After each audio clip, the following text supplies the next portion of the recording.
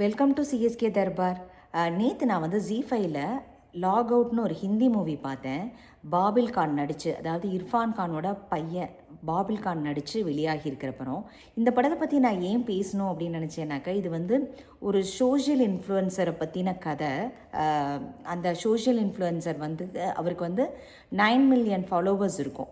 அவர் வந்து எப்படி 10 million followers ஆகணும்னு சொல்லிட்டு பயங்கரமாக என்ன வேணால் பண்ணலாம், என்ன வேணால், அதாவது தன்னோட கேர்ள் ஃப்ரெண்டை தப்பாக பேசுவார்.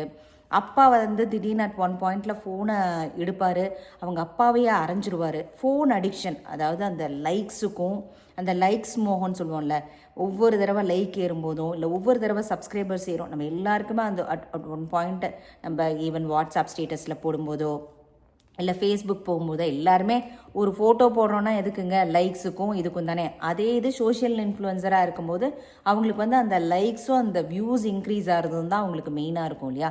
அதை பற்றின கதை தான். ஆனால் நம்ம சோஷியலாக இன்ஃப்ளூயன்சராக இருக்கிறது தப்பு இல்லை, ஆனால் அது எவ்வளோ ரெஸ்பான்சிபிளாக இருக்கணுங்கிறது தான் இது. நம்ம வந்து ஒரு பொய்யான, அதாவது நான் வந்து இப்போ வந்து என்ன சொல்லுது, ஃபார் எக்ஸாம்பிள் அந்த பையன் வந்து அதில் வந்து வீகன் ப்ராடக்டை வந்து பயங்கரமாக இன்ஃப்ளூயன்ஸ் பண்ணுவார் வாங்குன்ட்டு.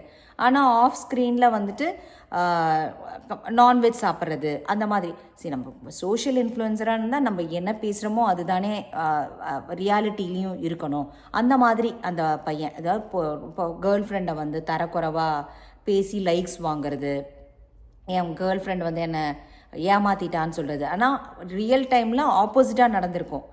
அந்த கேர்ள் ஃப்ரெண்டை இவர் தான் ஏமாற்றியிருப்பார். அதே மாதிரி பேண்ட்டை புல் பண்ணி லைக்ஸும், இந்த மாதிரி ஏகப்பட்ட விஷயங்கள். அவரோட ஃபோன் வந்து அட் ஒன் பாயிண்டில் தொலைஞ்சு போயிடும். அது வந்து ஒரு பொண்ணு எடுத்து வச்சுட்டு அவரை கண்ட்ரோல் பண்ணுவாள். நீ இதை பண்ணலைன்னா நான் இதை போட்டுருவேன் சோஷியல் மீடியாவில் அப்படின்னு சொல்லிட்டு ஃபுல்லாக கண்ட்ரோல் பண்ணுவாள். லாஸ்ட்டில் பயந்து அந்த படம் ஃபுல்லாக அந்த பையன் எப்படி பயப்படுறான், அந்த ஃபோனை வந்து எப்படியாவது கிடைக்கணுங்கிற போராடுறது தான் அந்த கதை.